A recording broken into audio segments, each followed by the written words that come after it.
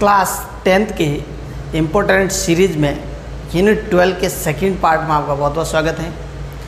इससे पहले वाले पार्ट में हमने कुछ थ्योरम और कुछ क्वेश्चन हमने डिस्कस किए थे, कुछ एग्जांपल सॉल्व किए थे। आज हम 12.2 से आगे आने वाली थ्योरम 12.3 और मिसकेलनियस यानी विविध के कुछ क्वेश्चन डिस्कस कर रहे हैं। पूरे वीडियो को अच्छे से देखिए। इस यूनिट को 2 पार्ट में बनाने की यही मकसद है कि इसके मैक्सिमम क्वेश्चन आप तक पहुंचाया जाए, आपको उसका सॉल्यूशन मिल सके। लास्ट ईयर भी इसी यूनिट से जो है 6 मार्क्स का क्वेश्चन आया था, अथवा में दोनों पार्ट इसी यूनिट के थे, इसलिए इसको थोड़ा अच्छे से ध्यान देना ज़रूरत है। इससे पहले 11 यूनिट आपने जो सीखा है वो भी इम्पोर्टेंट है, लेकिन उसके जैसा का जैसा इसको भी अच्छे से तैयार करना है, क्योंकि बोर्ड में इन दोनों यूनिट से 6 मार्क्स का आ सकता है, 11 का या 12 का। इसलिए 12 यूनिट को भी उतनी ही आपको इम्पोर्टेंस देनी है जितनी 11 यूनिट को दे रहे हैं। तो देखिए आप सेकंड पार्ट में हमारा आज का फर्स्ट क्वेश्चन है क्वेश्चन नंबर 3 12.2 से, जिसमें हमें एक वृत्त के अंदर 2 जीवा AB और CD, कोड AB और कोड CD की लेंथ 6 और 12 दे रखी है। इनके बीच की दूरी 3 सेंटीमीटर है, ये भी दे रखा है। हमें क्या ज्ञात करना है? त्रिज्या R का मान। तो देखिए यहाँ पे सबसे पहले तो हमने कल एक प्रमेय पढ़ा था कि केंद्र से जीवा पे जो लंब डालते हैं वो उसको बराबर 2 भागों में बांटता है। तो ये CD देखिए, CD की पूरी लेंथ है 12 है, तो CM तक ये 6 रहेगा।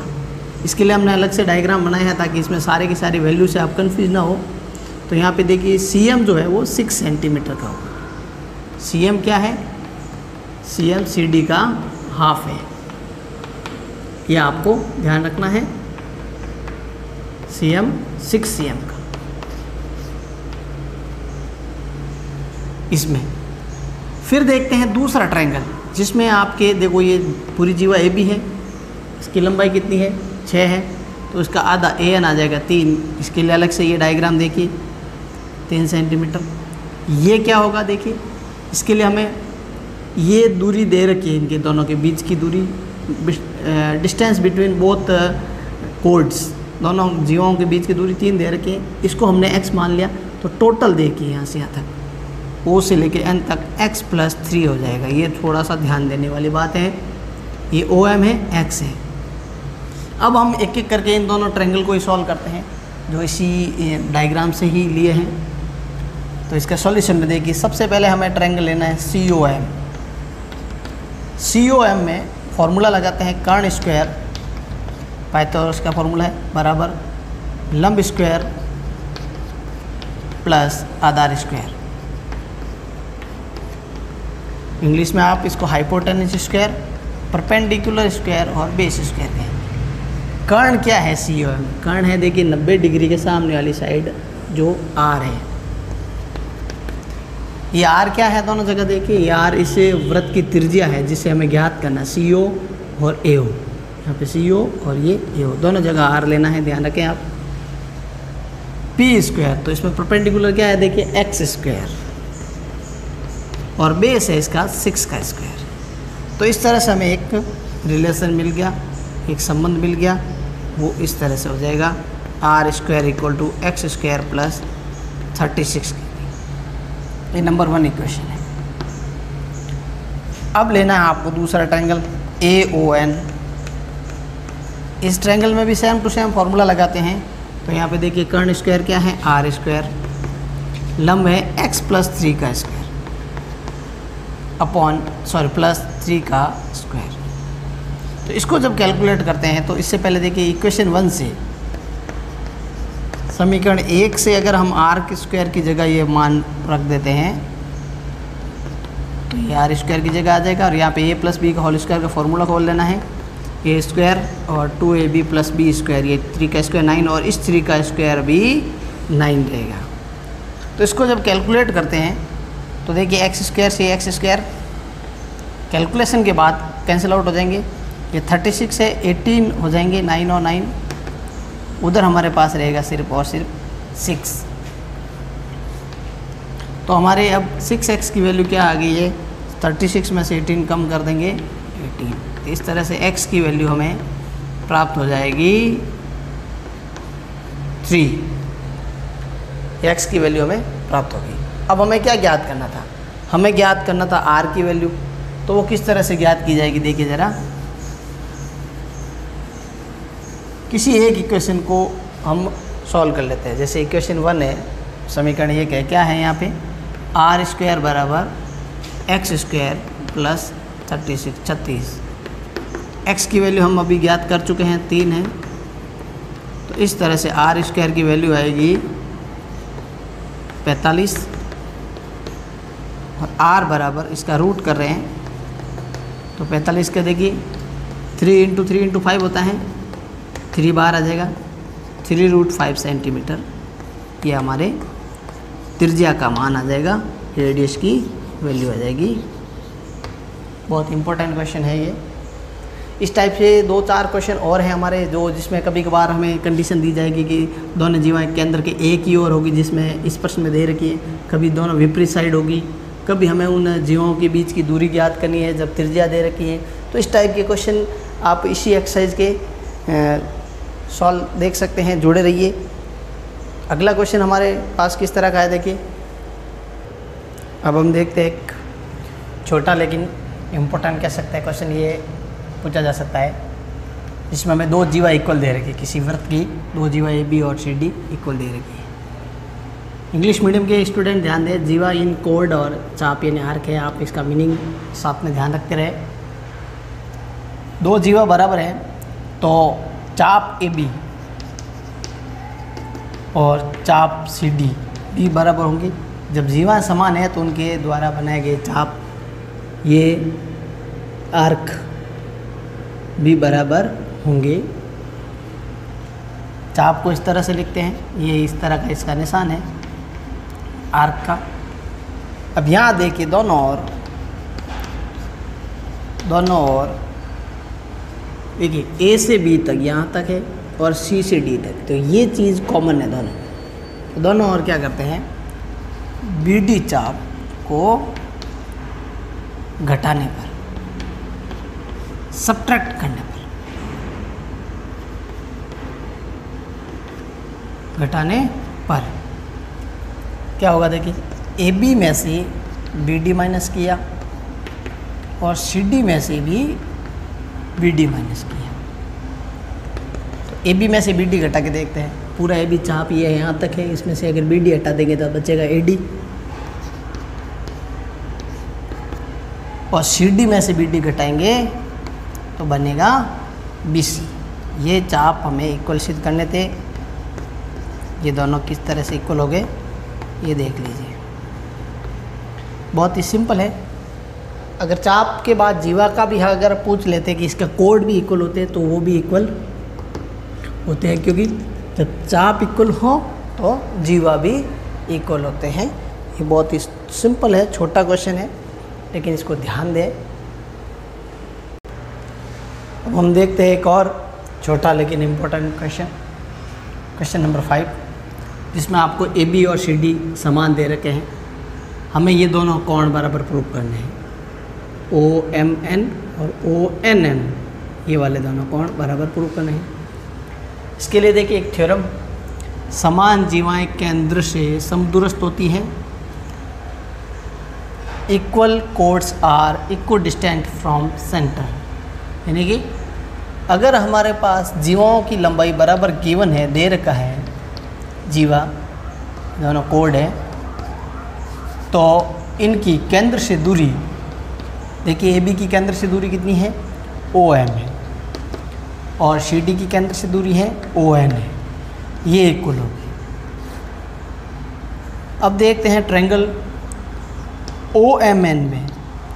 ओ एम एन में देखिए ये दोनों बराबर हैं साइड, तो ओ एम के सामने कौन सा कोण आ रहा है, देखिए ओ एम के सामने आ रहा है ये वाला कोण, क्या नाम है इसका, ओ एन एम। इन दोनों के बीच में एन आ जाएगा यहाँ पे, और इसी प्रकार ओ एन के सामने एम है तो इसके बीच में एम आ जाएगा, देखिए ओ एम एन। ये दोनों एंगल इक्वल हो गए, क्योंकि समान जीवों के समान भुजाओं के सामने वाले कोण, सम्मुख कोण भी बराबर होते हैं, ऑपोजिट एंगल भी इक्वल होते हैं। ये हमारा प्रूफ है। छोटा क्वेश्चन है लेकिन ध्यान देने योग्य है। अच्छे से इसको नोट डाउन रखिए, अच्छे से नोट करके रखिए। अब हम देख रहे हैं एक मोस्ट इम्पॉर्टेंट क्वेश्चन जिसमें आपको दो सर्किल आपस में प्रतिच्छेद करते हुए बताए गए हैं। इसमें ये जो ए बी है वो ओ डैश इसके समांतर दे रखा है। सिद्ध क्या करना है कि ये इसके डबल होगा। ए बी जो है वो डबल ओ डैश, ये 200 नहीं है, ये डबल ओ डैश है। हिंदी मीडियम की बुक में ये पेज नंबर 200 पे ज़रूर है। नोटबंदी के बाद ये क्वेश्चन शामिल हुआ है, नया नोट 200 का आया है, ये नया क्वेश्चन है। इससे पहले भी ये पुराने सिलेबस में था। तो इसको किस तरह से सॉल्व करते देखिए ज़रा। फर्स्ट ऑफ ऑल देखिए आप O dash E B C पर लंब है, O dash E B C पर लंब है और ओ डी ए सी पर लंब है। डायग्राम के अनुसार देख सकते हैं ये समांतर भी है। तो ये लंब होने की वजह से ये ई कोण 90 डिग्री का और ये लंब है इसलिए ये डी कोण 90 डिग्री का। अब समांतर है, पैरेलल है, तो इन दोनों का योग 180 होना चाहिए। उस रूल के अनुसार अगर ये 90 है तो ये कोण भी 90 आएगा और ये कोण भी 90 आएगा। तो इस आधार पे लिखेंगे O dash, angle O dash भी 90 का होगा तथा एंगल ओ भी 90 का होगा। इसका मतलब क्या हो गया कि ई डी ओ और ओ डैश में सभी कोण समकोण हो गए। समकोण यानी राइट एंगल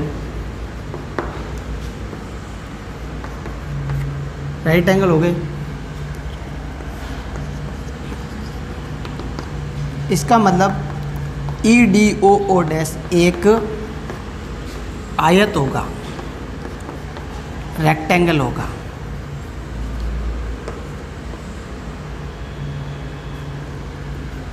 ठीक है। अब आयत में क्या होता है, चारों कोण 90 डिग्री के होते हैं। ये रूल वर्ग में भी है, लेकिन जब तक हमें साइड का आइडिया नहीं होता है कि चारों साइड इक्वल है, इसलिए हम इसको आयत लेंगे। तो यहाँ पे देखिए इसकी opposite side O dash O किसके बराबर आएगी, ओ डैश किसके बराबर आएगी, ई डी की। क्योंकि आयत के अंदर क्या होता है, आमने सामने की भुजाएं बराबर होती है, ऑपोजिट साइड आर इक्वल। अब हम देखते हैं यहाँ पे देखिए ओ डैश ई किस पर लंब है, बी सी पर। कल हमने एक थ्योरम पढ़ी थी जिसमें कि अगर किसी भी वृत्त के केंद्र से जीवा पे लंब डालते हैं तो जीवा को दो बराबर भाग में बांटते हैं। तो यहाँ पे देखिए बी सी के दो भाग हो रहे हैं। इसमें जो ई सी है वो किसका आधा आएगा, बी सी का आधा होगा। E C is equal to half B C, number 1। इसी तरह से ओ डी जो है वो किस पे लंब है, ए सी पर है। तो ओ डी के कारण ये ए सी के देखिए लंब होने के कारण ये भी दोनों पार्ट कैसे होंगे, इक्वल होंगे। तो सी डी किसका आधा आएगा, ए सी का, ए सी का आधा आ गया। अब हम क्या करते हैं, ई सी और सी डी को जोड़ लेते हैं। ई सी प्लस सी डी जोड़ने पर बराबर में हाफ बी सी, आधा बी सी और आधा ए सी। ई सी और सी डी को जोड़ के क्या मिलता है हमें, देखो ई सी और सी डी को जोड़ के तो ई डी मिल जाता है। यहाँ लिख देंगे हम ई डी। इसमें से हाफ बाहर ले लेते हैं, कॉमन ले लेते हैं, बी सी प्लस ए सी। अब ये ई डी किसके बराबर सिद्ध किया हमने पहले, ओ डैश के बराबर में 1/2। बी सी और ए सी को जोड़ के देखते हैं, बी सी और ए सी को जोड़ा तो पूरा ए बी बन गया, ये इस तरह से। अब ये 2 कहाँ आ जाएगा, इसके इनटू में, और इक्वल में क्या प्रूफ हो गया, ए बी। यही हमें सिद्ध करना था, यही हमारा प्रूफ है। सिंपल है लेकिन इसको ध्यान देना है, बोर्ड के लिहाज से इम्पोर्टेंट भी है। अब हम कर रहे हैं इसी एक्सरसाइज का क्वेश्चन नंबर 8, जिसमें 2 कंडीशन दी हैं। पहली कंडीशन हमारे सामने ये है कि अगर किसी वृत्त की 2 जीवाएँ केंद्र के एक ही तरफ हो तो उनके बीच की दूरी क्या होगी, जब हमें इनकी लेंथ पता है और त्रिज्या पता है। क्या है इसकी लेंथ देखिए, CD 16 सेंटीमीटर और AB है 12 सेंटीमीटर। ये हमने कंस्ट्रक्ट किया, देखिए OM CD पे लंब है और ON AB पर लंब। केंद्र से जीवा पे डाला गया लंब जीवा को क्या करता है, समद्विभाजित करता है, ये हमने पढ़ाई है। तो यहाँ पे देखिए केंद्र से जीवा पे डाला गया लंब इस जीवा को समद्विभाजित करेगा, तो इस जीवा का जो पार्ट है CM, ये देखिए CM पूरी जीवा का आधा हो जाएगा, कितना आ जाएगा 8। ये CM की वैल्यू है। इसी तरह से AN भी कितना आएगा देखिए, इसका आधा हो जाएगा 6, तो AN वैल्यू 6 सेंटीमीटर। हमें त्रिज्या गिवन है, रेडियस कितनी है 10। अब हम क्या करते हैं, एक एक करके ट्रायंगल सॉल्व करते हैं। सबसे पहले लिया COM ट्रायंगल।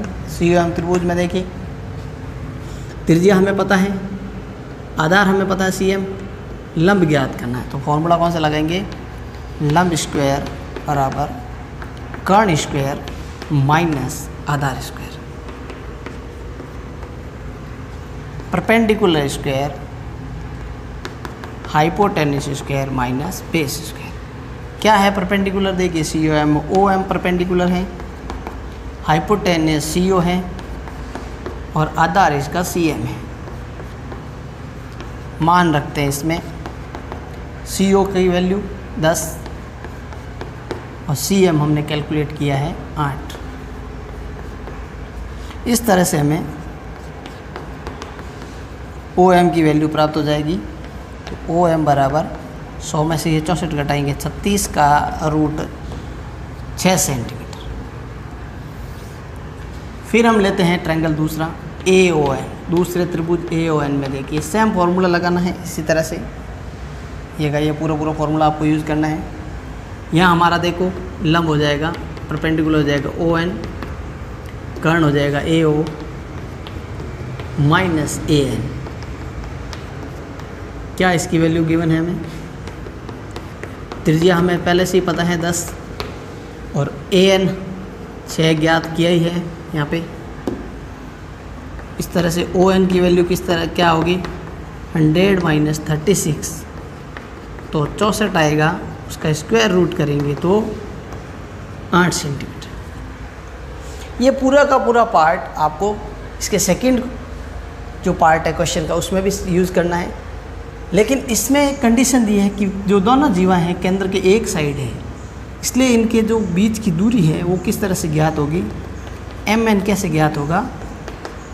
तो इस पूरे ON में से OM घटा देंगे।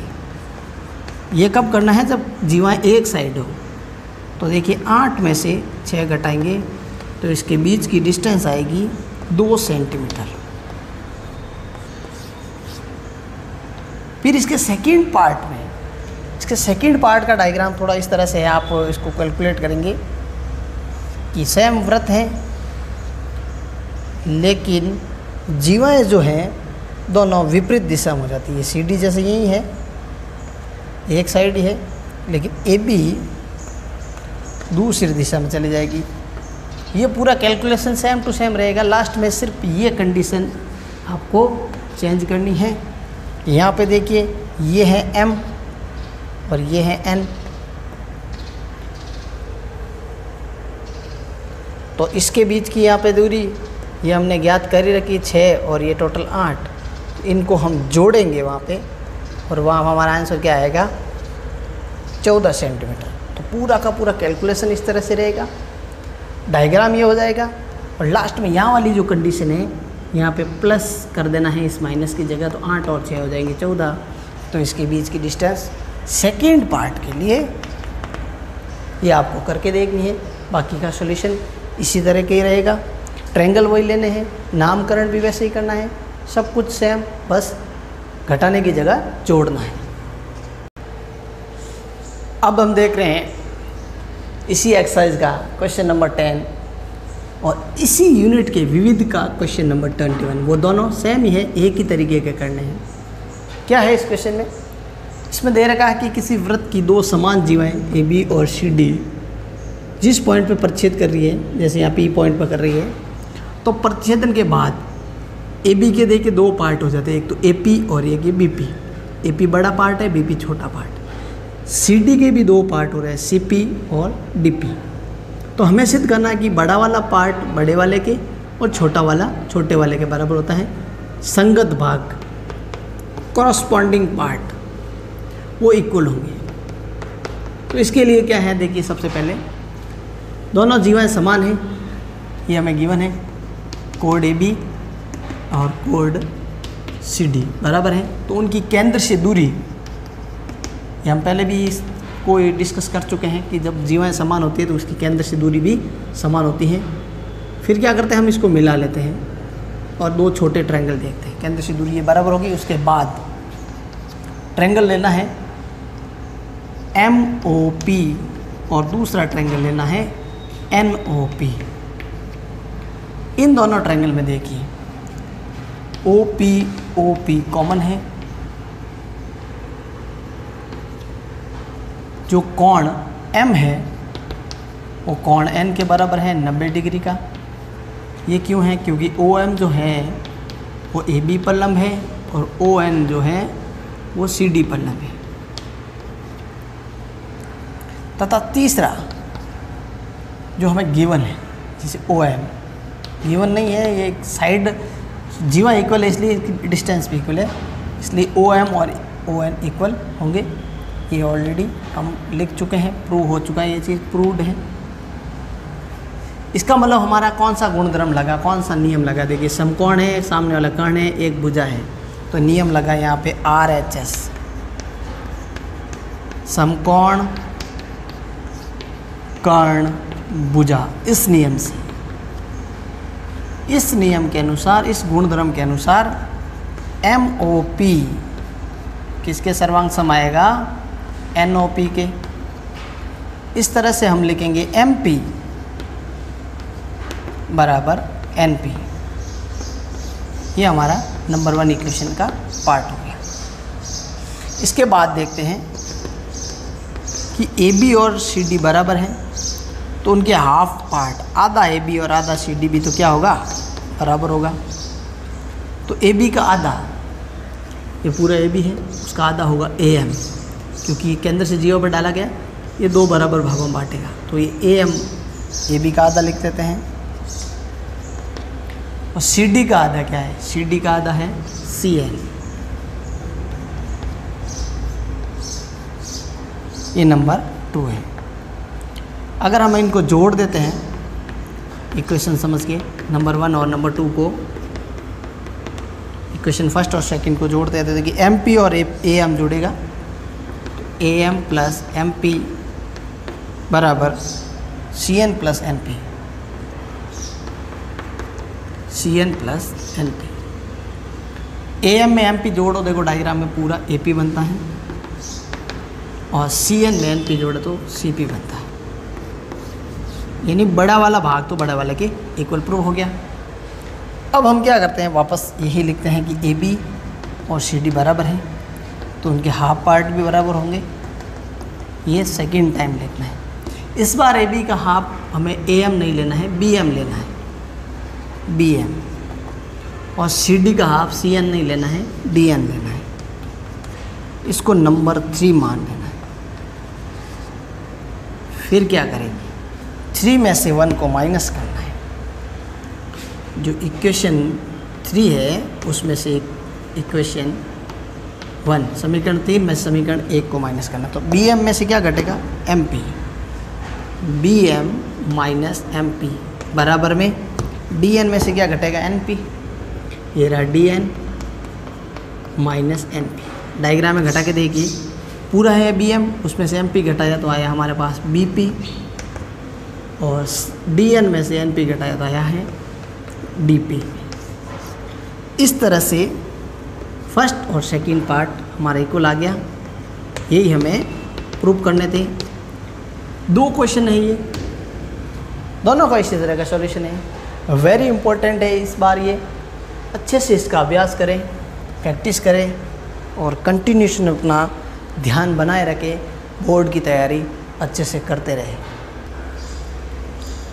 अब हम देखते हैं मोस्ट इम्पोर्टेंट थ्योरम 12.8, जिसमें आपको गिवन है कि किसी भी चाप द्वारा, किसी भी आर्क द्वारा केंद्र पर बनाया गया कोण, देखो ये केंद्र पर बनाया गया कोण है AOB, उसी चाप द्वारा वृत्त के किसी और भाग पर, शेष परिधि पर, सरकमफ्रेंस पे किसी भी पॉइंट पे बनाया गया, देखो ये ACB के डबल होता है, ये हमें प्रूफ करना है। तो कैसे होता है इसके, देखिए इसका प्रूफ, देखिए इसका सॉल्यूशन, उत्पत्ति इसकी। इसके लिए आप ध्यान दीजिए, एक एक करके दो ट्रायंगल लेते हैं। पहले लेते हैं AOC में AO और CO दोनों बराबर हैं, त्रिज्याएं हैं, इसलिए तो AO के सामने कौन सा कोण है, देखिए ACO।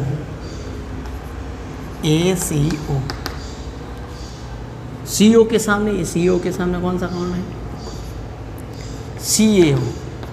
इन दोनों को x मानते हैं, ये कोण x है तो ये भी कोण x है, इस तरह से ये दोनों कोण बराबर है। फिर हम लेते हैं दूसरा ट्रायंगल जिसमें BOC है। कौन सा ट्रायंगल लिया, BOC में।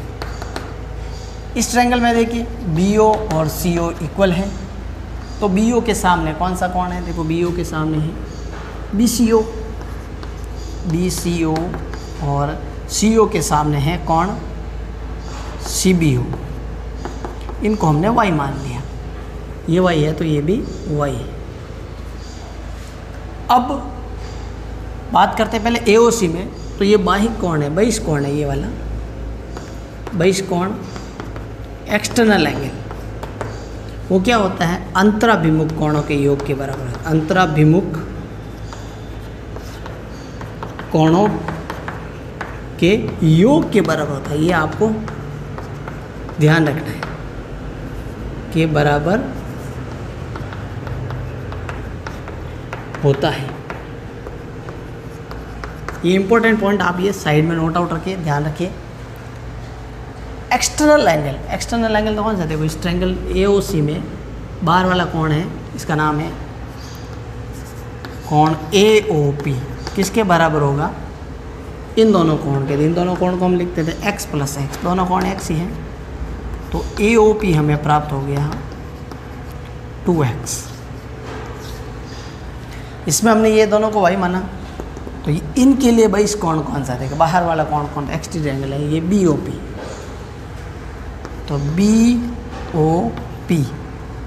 BOP किसके इक्वल होगा, इन दोनों के योग की। ये दोनों क्या है, y + y। तो BOP हमारे पास प्राप्त हो गया है 2y।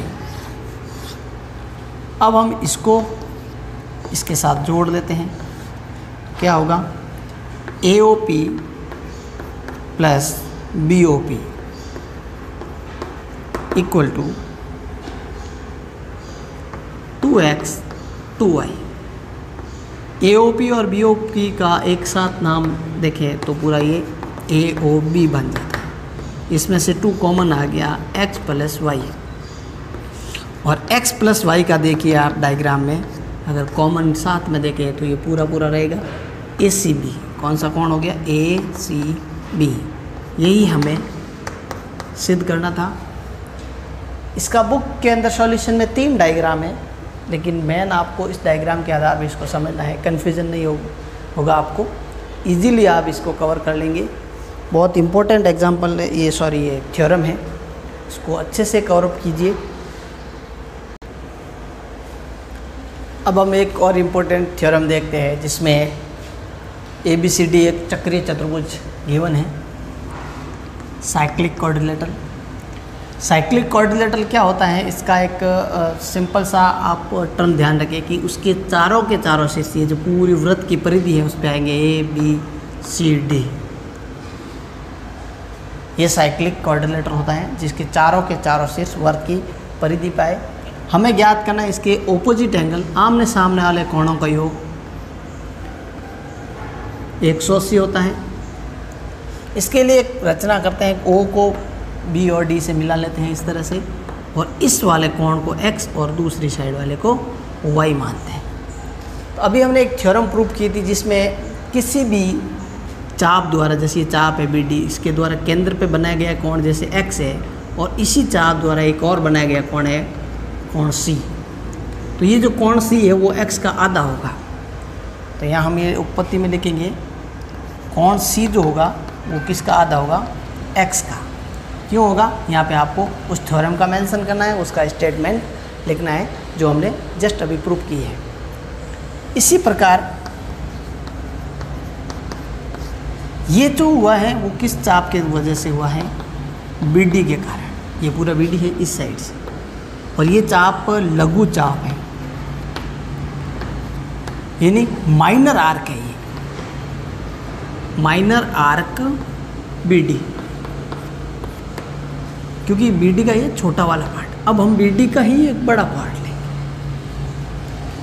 जिसके कारण देखो कौन सा कोण बन रहा है, इस साइड से BD देखते हैं, इसके कारण ये कोण बन रहा है Y, और किसका, Y का आधा कौन होगा, कोण A, क्योंकि ये देखो BD के द्वारा इस साइड बन रहा है। तो हम इसी प्रकार लिखेंगे कोण A Y का हाफ होगा। यहाँ कारण लिखना, ये जो दीर्घ चाप है, दीर्घ यानी कि मेजर आर्क है, वो BD के कारण हो रहा है। मेजर आर्क BD इसके लिए जिम्मेदार है।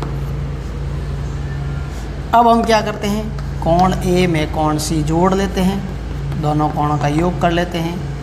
तो देखिए 1/2 X और Y का योग किस तरह से आएगा,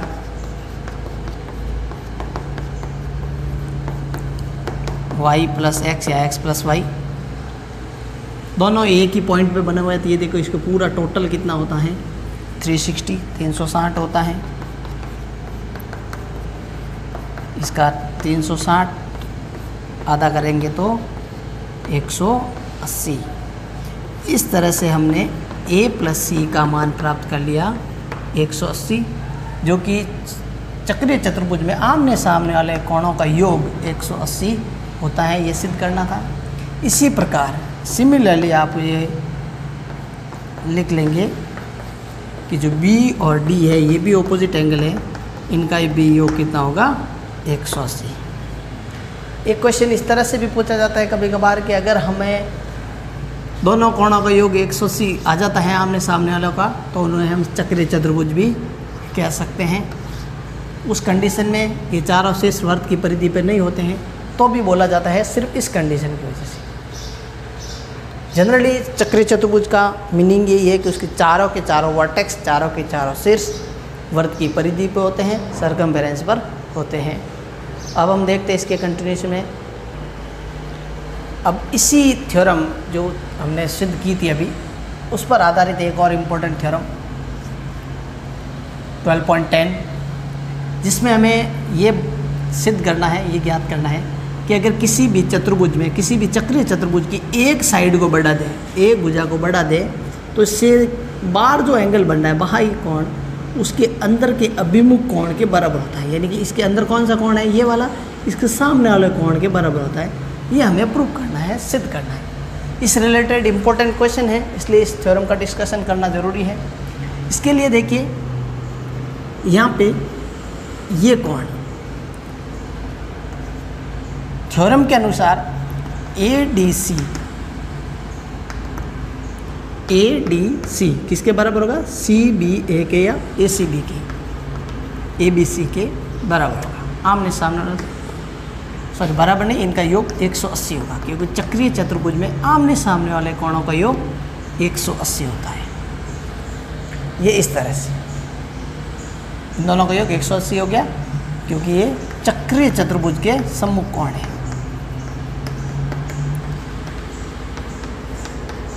में सम्मुख कोण है, ऑपोजिट एंगल है।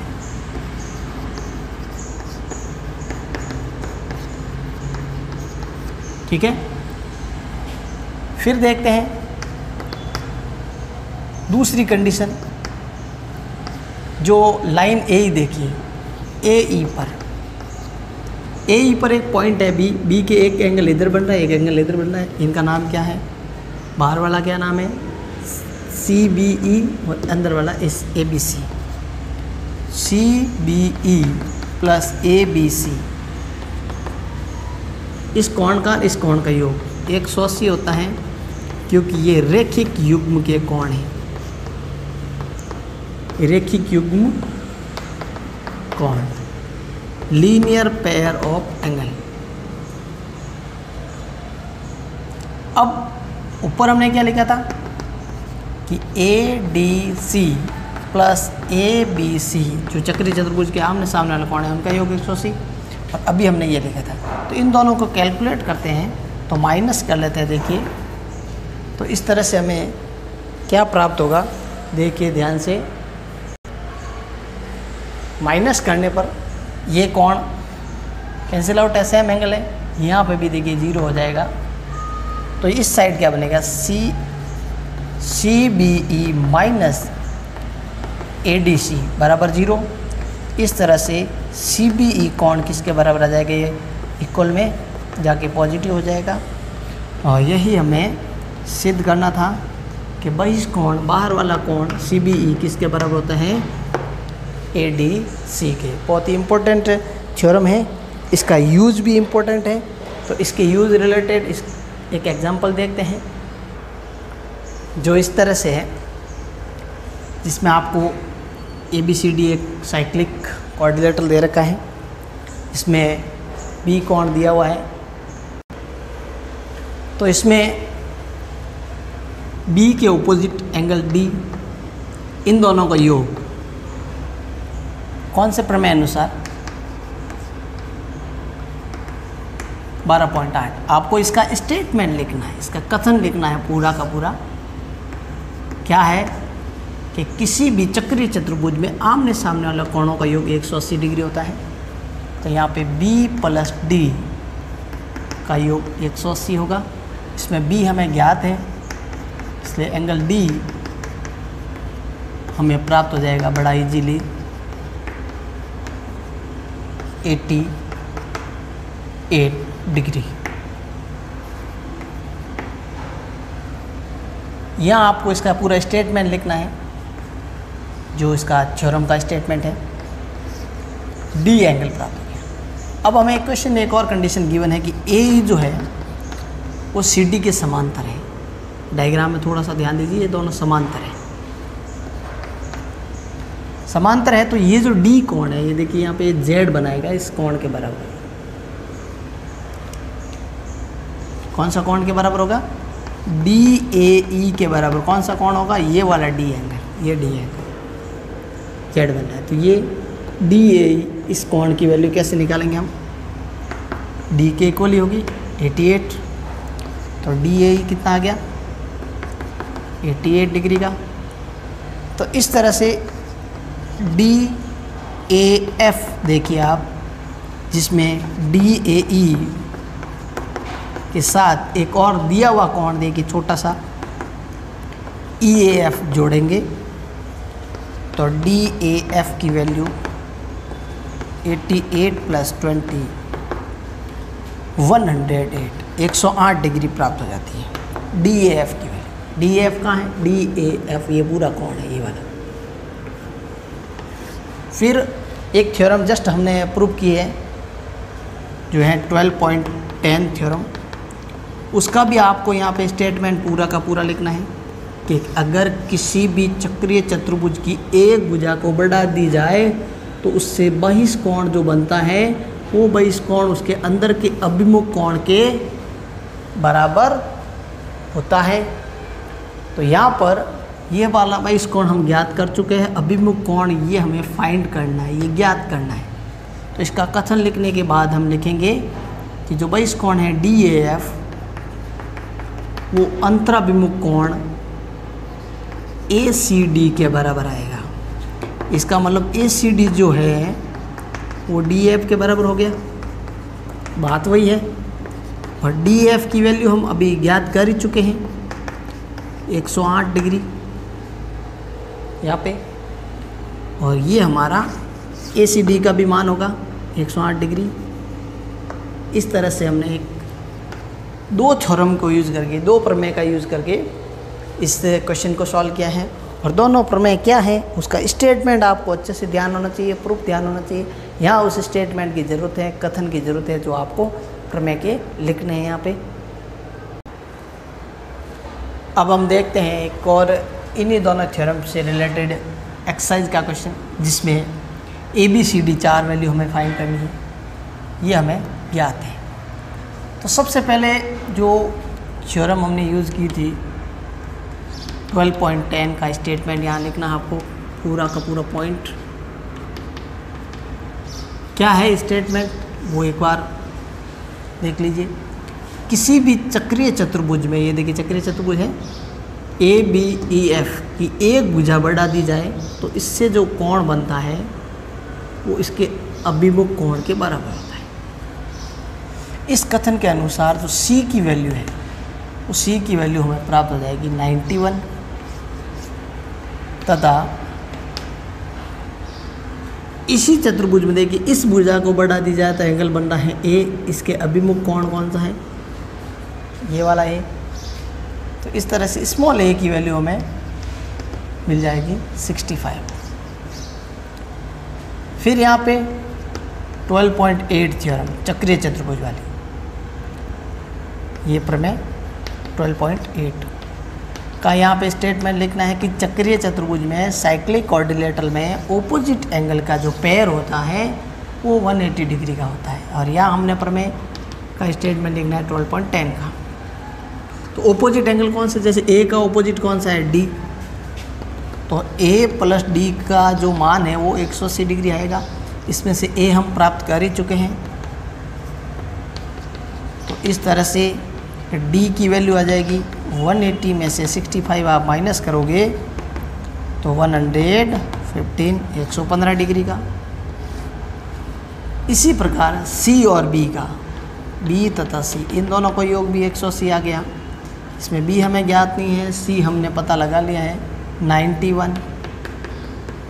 180 में से जब 91 माइनस करते हैं तो इस आधार पे हमें इसकी वैल्यू प्राप्त हो जाएगी 89, B की वैल्यू। इस तरह से ABCD चारों अननोन वैल्यू हमने फाइंड कर ली है। अब हम देखते हैं एक विविध का क्वेश्चन। ये है विविध का क्वेश्चन नंबर 25 क्वेश्चन है, जिसमें आपको AB और CD दोनों 90 डिग्री पर कट रहे हैं, ये गिवन है। हमें ज्ञात करना है इनके आर्क का टोटल, कौन कौन सी आर्क है। देखिए यहाँ हम पहले ले रहे हैं DZB ये वाला आर्क, इसका और AXC इसका योग 90 डिग्री होगा, ये सिद्ध करना है। सेमी सर्किल होता है, यह आर्क का मतलब इसके द्वारा बनाया गया कोण है। तो यहाँ हम मान लेते हैं, देखो DZB के द्वारा दो कोण बनाया जा रहा है। देखो DB के द्वारा एक कोण बनाया जा रहा है एंगल नंबर 1, और इसी के द्वारा एक कोण बनाया जा रहा है एंगल नंबर 4। एंगल 1 और 4 ये दोनों किसके द्वारा बनाए जा रहे हैं, DZB के द्वारा अंतरित है। इसी तरह से AXC, देखिए AXC कहाँ है, AXC में देखिए AC के द्वारा एक कोण बना जा रहा है, कोण नंबर 2। ये कोण नंबर 2 को दोगे पूरा फैला के देखते हैं, AC पे है। और यहीं पे देखिए AC पर एक और है कोण नंबर 3, तो ये दोनों भी इस तरह से बराबर हो गए। अब AB और CD एक तरह से वैसे लंबवत दे ही रखे हैं, तो इन दोनों का इंटरसेक्शन पॉइंट देखिए M जो है वो 90 डिग्री का है, ये हमें गिवन है। तो देखते हैं हम एक त्रिभुज ABM में 3 कोण है हमारे पास, कोण नंबर 1, कोण नंबर 2 और M। इन तीनों का योग 180 डिग्री होता है, ये हम जानते हैं। इस तरह से एंगल नंबर 1, 2 प्लस 90 180 हो गया। एंगल नंबर 1 और 2 की टोटल कितनी होगी 180 में से 90 माइनस करेंगे तो 90 हो जाएगी, 90 हो जाएगी। 1 और 2 क्या है? 1 और 2 जो है, 1 जो है किस आर्क का मान है? DZB का, ये आर्क DZB का मान है, देख सकते हैं। और 2 है AXC का मान। और 90 डिग्री, 90 डिग्री आप जानते हैं कि किसका मान है 90 डिग्री का? इसके समकोण है, एक सेमी सर्किल का आर्क भी कह सकते हैं। सेमी सर्किल यानी अर्धवृत्त। कोई भी व्रत होता है उसमें देखिए अर्धवृत्त एक साइड का एक कंसेप्ट है, आपको बता देते हैं कि जैसे ये व्रत है, इसमें ये वाला पार्ट अर्धवृत्त हुआ, तो अर्धवृत्त पर जो भी कोण बनाया जाता है, अर्धवृत्त के द्वारा जो भी कोण बनता है वो हमेशा 90 डिग्री का होता है। तो आप ये ध्यान रखिए कि 90 डिग्री के कोण को हम अर्धवृत्त का चाप भी कह सकते हैं। तो ये सेमी सर्किल के इक्वल आया है ये वाला पार्ट। इसी तरह से दूसरी साइड आप देख सकते हैं, यही है वापस एंगल नंबर 3 और 4। एंगल नंबर 3 किसकी वजह से बन रहा है? AXC की वजह से, और 4 बन रहा है DZB की वजह से। तो हम ये प्रूफ ऑलरेडी कर चुके हैं। अब इसका एक सेकेंड पार्ट और भी बोला गया है, वो किस तरह से होगा देखिए, वो है AYD। AYD के द्वारा देखिए एक कोण बन रहा है यहाँ पे, इसको हम नंबर 5 मान लेते हैं, और इसी के द्वारा एक यहाँ बन रहा है, इसको हम 6 मान लेते हैं।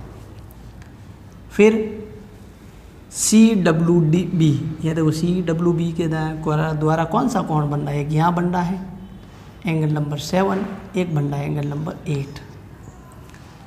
तो इस तरह से हम एक कोई भी ट्रायंगल ले लेते हैं। यहाँ पे देखिए मैं ले रहा हूँ ACM ट्रायंगल देख रहे हैं, इसमें कोण 5, 7 और 90 डिग्री, ये 90 डिग्री है एंगल M, इसकी वैल्यू 180 हो गई। एंगल 5 प्लस एंगल 7, इसको कैलकुलेट करेंगे तो 90 आ जाएगा। तो एंगल 5 किसके द्वारा बन रहा है? देखो एंगल 5 बन रहा है कौन सी आर्क के द्वारा? AYD की वजह से। देखो AYD है प्लस, इसी तरह से लेना। देखिए ये जैसे हमने ये पार्ट किया ना, इसी तरह से आपको ये पूरा का पूरा करना है कि AYD बराबर एंगल 5 भी है, 6 भी है, और 7 के बराबर कौन सा है? देखिए 7 कहाँ बना है हमने? यहाँ पे। तो इसकी वजह से देखिए किस चाप की वजह से हो रहा है?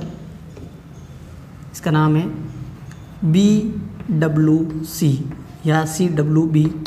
ये भी 90 हो गया। 90 को हम क्या लिखते हैं? सेमी सर्किल लिख सकते हैं, अर्धवृत्त लिख सकते हैं। तो इस प्रकार से हमारा सॉल्यूशन सिद्ध हो गया। एक थोड़ा अलग टाइप का क्वेश्चन है, इसमें आपको आर्क को एंगल समझ के सॉल्व करना है, उसको ध्यान देना है। बहुत ही इम्पोर्टेंट क्वेश्चन कह सकते हैं इसको, कंफ्यूज होने की ज़रूरत नहीं है, बार बार आप रिपीट करके इसको समझ सकते हैं। और प्रॉब्लम हो तो उसको आप कमेंट बॉक्स में भी ज़रूर बताएं कि इसमें क्या दिक्कत हो रही है आपको। अब हम देख रहे हैं इस वीडियो का लास्ट क्वेश्चन, विविध का 30 नंबर का। इसमें आपको एक आर्क, इसकी कोड दे रखी है, जीवा AB है, वो AC की डबल है, ये हमें दिया हुआ है। तो देखिए AB जो है AC की डबल है, तो हम यहाँ पे 1/2 से दोनों और इनटू करते हैं। इस तरह से देखिए AB का हाफ कौन है? AB का आधा कौन है? AM। तो AM बराबर 2 का 2 रहेगा, AC का हाफ हो जाएगा AN। ये इस तरह से ये पॉइंट आउट कर लेते हैं हम कि जब पूरी जीवा इस जीवा से डबल होगी तो उसका आधा पार्ट इसके आधे पार्ट से भी डबल होगा। अब हम क्या करते हैं? ट्रायंगल लेते हैं AOM। इस ट्रायंगल में एक ध्यान दीजिए, AB जो जीवा है वो केंद्र से P डिस्टेंस पर है, और AC जो जीवा है केंद्र से Q डिस्टेंस पर है, और इनकी त्रिज्या क्या है? R। तो इनका रिलेशन किस तरह से निकालना है ज़रा ध्यान दीजिए। इस AOM में आधार स्क्वायर बराबर कर्ण स्क्वायर माइनस लंब स्क्वायर होता है, base square hypotenuse square perpendicular square. तो आधार क्या है इसका, देखिए आधार है AM, हाइपोटेन्यूस है R स्क्वायर और माइनस इसका परपेंडिकुलर P ही है यहाँ पे। और ये AM किसका डबल है, AN का, तो इसकी जगह 2AN भी लिख सकते हैं।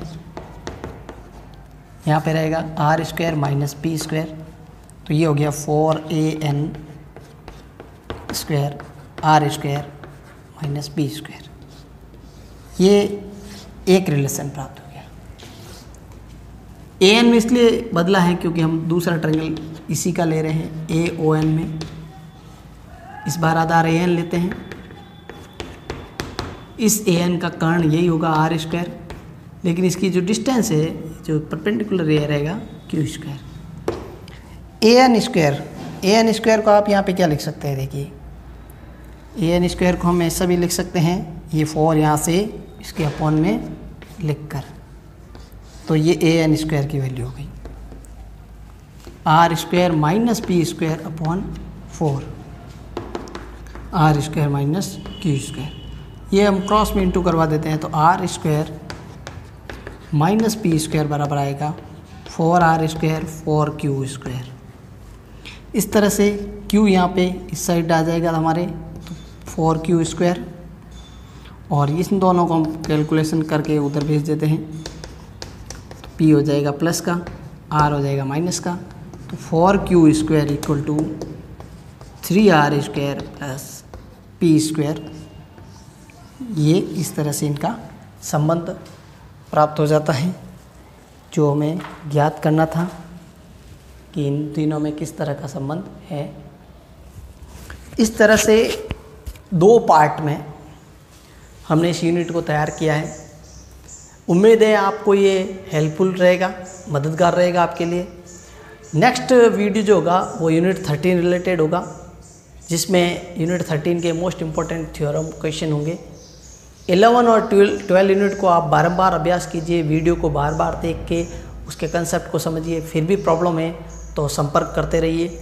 आप अच्छी सी तैयारी करें, ये हमारा इरादा है। आपके बोर्ड में अच्छे मार्क्स आए, ये हमारा एक टारगेट है। इसी के साथ आपकी जो है उज्जवल भविष्य और बोर्ड की अच्छी तैयारी की कामना करते हुए, बोर्ड का पेपर अच्छा जाए ये कामना करते हुए आपसे विदा लेते हैं। जय हिंद।